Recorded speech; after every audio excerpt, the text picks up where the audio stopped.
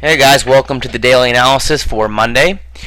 Last week I started the analysis by asking everyone to please comment with any ideas that they thought of that could help me improve the analysis, and I appreciate all of you who decided to do that and give me some feedback. I got a couple really great ideas, and so I want to address all of those and make sure that I am getting better at doing this and being more effective in helping you guys. The first one was to make sure that I am putting out the time and date so that you know when the analysis is taking place, that you have something to reference. And so I'm looking for like a widget or a little downloadable plugin that I can use to do that. So far I tried a few like clocks that provide the date, but they did not work very well. So I'm going to look for something better to do that, but in the meantime I'll just make sure that I clarify when the analysis is. For instance, this analysis is about 3:30 p.m. on the 10th, Monday, and that's Eastern Standard Time. So about an hour from when the bars close, Eastern Time on December the 10th. Okay, so I'll try to be very clear about that, and in the meantime, I will be looking for something to verify what the current date and time is as you watch the analysis to give you a point of reference, which I think is a great idea. Another thing that I had a suggestion was to check maybe a few more time frames. Someone mentioned a 4-hour time frame. So I would try to frequently zoom into a couple other time frames to give you a better, more inclusive analysis. I'll certainly be trying to do that more often.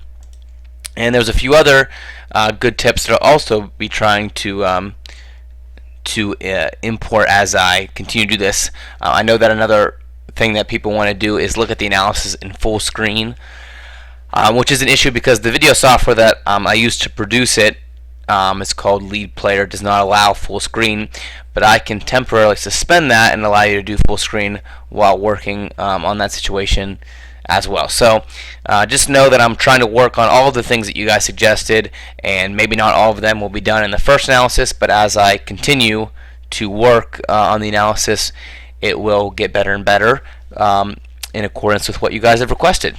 Okay, so with all of that said, we'll get ready to actually do the analysis now, and we'll start off as usual by going through our news for tomorrow. And not a lot going on tomorrow. The main things are that 8:30 a.m. red tag stuff, which is trade balance for both the Canadian dollar and the US dollar. Both of those certainly can be affected, and as far as major announcements during the New York session, which is typically what I'm paying attention to, that is about it. Now, there's also an 11:30 p.m. Eastern Time announcement for the Australian dollar, and you're going to want to pay attention to that, especially if you're holding Australian dollar trades during that time, because those late night Australian dollar events or announcements typically do have quite an effect. So certainly keep your eyes out for that 11:30 p.m. announcement. Okay. All right, guys. And next we're going to cover our terms, which, as you probably know already, basically just say that we're not registered or licensed to provide investment advice, and that the daily analysis is purely for your educational benefit, and it is not anything that you should be risking your money based off. All right. So please do pause it and read through those more carefully if you need to do so. I'll go ahead and move over to the charts now. Okay, so the first thing I want to call your attention to is this euro dollar daily chart, and as you probably know from me talking about this before, we have this long-term downward trend line in play, which prices recently bounced off of and started moving down towards the lower end of this channel, which you can see here. Now you can see that it gapped below a little bit. We closed here and opened here, so a little bit of a downward gap from the weekend, but the gap was pretty immediately filled, and it's about what we're standing at right now, right near the close price from Friday of last week. So the question is, are we going to get another retest of this level before moving lower, or is this just a temporary gap fill before a move to the lower end of this channel? And this actually gives me a great chance to go and look at a different time frame, because I want to show you how this looks on the 4-hour chart to give you a better example of what this looks like. Okay, so this is the 4-hour chart of the euro dollar, and you can see that this pink area all up here is that resistance zone that I had highlighted on the daily chart. And we had this double tail through the trend line and also that resistance area, and a pretty steep drop from our move last week. And you can see that we have a pretty good base built here. It also corresponds with this previous level of support on the 4-hour chart. So we have this zone right here, which is acting as support, and then also the base we built right here. And we have a 4-hour bar, which is a pretty nice momentum-filled bar that's moving up and trying to get toward higher prices. Now, a few things to note. Number one, we're still in a channel here, so in between these two levels right here, price is certainly not broken out of that yet, but the bar is a very strong bar, and it's followed by a little stall bar here after the momentum bullish bar on the 4-hour chart. So if the next 4-hour bar, being this bar that we're currently in, if it does actually break up maybe all the way up through here, this would basically be the next shelf. So a break of this level, in my opinion, would suggest that price is going to try to eventually get back up into this little zone here, or up into this resistance area here for another retest before moving back down toward lower prices. Now, I'm not saying that's going to happen, but I would suggest being a little patient on this one and waiting to see what happens in this next 4-hour bar to see if price either tests this level or this level, and if in fact we're able to break through that level and continue up toward higher prices. Because at this point, there's a decent amount of bullish momentum from both the daily bar and the 4-hour bar, and it's probably worth waiting around to see how that develops before taking any kind of entry. I'm still bearish on the euro dollar based on this daily chart. Let me move back to that. As we look at the daily chart, you can see that the flow of price is still a good bounce and heading lower. So based on that, I'm still bearish. I'm still thinking that there's a lot of continuation possibility toward lower prices in this range. But please don't count out the idea that this can simply bounce at any time, even if it is planning on going down long term. And of course, that's part of what makes trading difficult. You never know when these bounces are going to occur and how large they'll be and how long they'll go. But that's why you need good trade management and good patience and good discipline while trading. And so right now we're just simply at the middle area of this range that we've been in. All in this range, there's a lot of consolidation, a lot of tails you can see, and right on this base just recently is where price is sitting now. So we'll see. It could range back and forth here a little bit before making a move in either direction, and that's just something that you're going to have to deal with when trading the euro dollar. So keep an eye on this bounce potential, but also keep an eye on this long-term potential, because if you notice, long term, it just looks like a very casual range of price, and kind of a slowly downward, proceeding manner, and it's always good to keep an eye on this long term, type of perspective, because you don't want to get caught up in the intraday bounces and anything like that, and let that shape your overall opinion or your overall bias, because that's an easy way to get caught in these lower time frames and not realize what you're getting into. Okay, so that's my overall perspective on the euro dollar. Again, I still think that there's a lot of great bearish potential and a lot more pips for this thing to head down, but that's not to say that there won't be bounces and even significant bounces within that move, which is why it is great to take a look at those 4-hour and even smaller time frames, but to still keep your perspective based on the daily and weekly. In my personal opinion, my personal trading strategy, and my personal trading plan, that's not to say that that's the only way to trade. Now, when we look at the pound dollar, ironically, we kind of get the opposite vibe. Whereas, the euro dollar looks like it has a very lot of potential to swing down toward lower prices, the pound dollar is coming off a fresh breakout, a retest, and a continuation to the upside, giving you a very nice look at a long-term continuation setup up toward higher prices, perhaps up into the 163 area. So it's kind of interesting that we have such a different dynamic on the pound dollar versus the euro dollar, but that's kind of just what it looks like right now.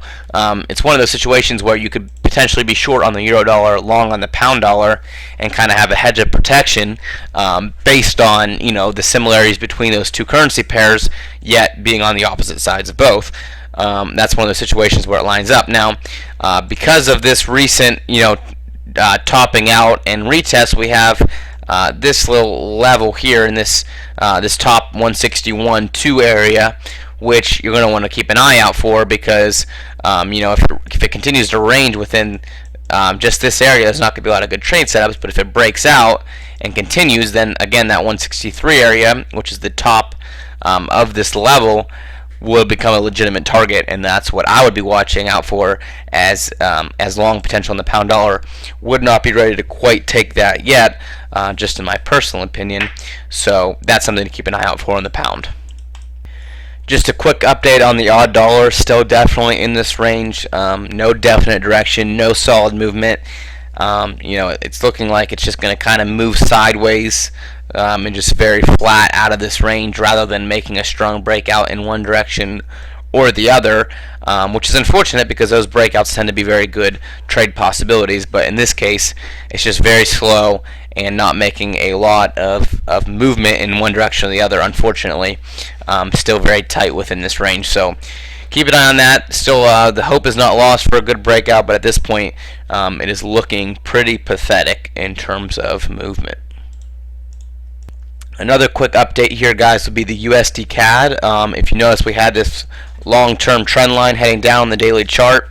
We had a breakout of the USD CAD. It topped out right around 105. It is now heading back down. So there's a high probability that this is going to continue and come down to retest our trend line here. So a good short potential there if you catch an entry on a smaller time frame. This actually gives me another chance to check our smaller time frame, like the 4-hour, and show you how that looks. So again, this is the 4-hour chart, and as you can see, there's a lot of sideways movement here, and then we finally broke toward lower prices. And right now, there's just this small pullback and a continuation. We're right at where the pullback started. So as soon as price breaks below this little level, which is about, let's see, 98.70, as soon as it breaks below there, you might have a great entry with a pretty tight stop loss, probably a stop loss about 30 pips, and an entry, or excuse me, and a target about 90 pips as a pretty high probability trade. So I'd keep an eye on that US dollar Canadian short potential if you're looking for high probability setups. Okay, guys, and lastly, I just want to mention this Euro AUD. As you know, if you've been watching the analysis, there's two major levels. Number one is this trend line that we're watching, and the other is this major horizontal support, which you can see was tested here, and also on the topping action here. That's right around 125. And so price is struggling to continue in the downward direction. As you can see, it looks like it's trying to move lower, but is having a lot of trouble just based on some of the levels, the consolidation here, the bottom here.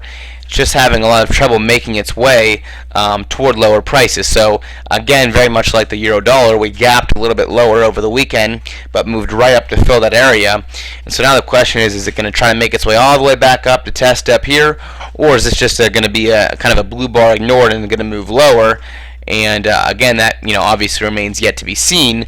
So keep an eye on this. It just moved right back toward this area. So a continuation right off that same level, like around 123.40, is certainly a possibility worth keeping an eye on. So I'm going to be watching that euro AUD. Any continuation toward the bearish direction, in my opinion, is going to be a good entry and worth taking.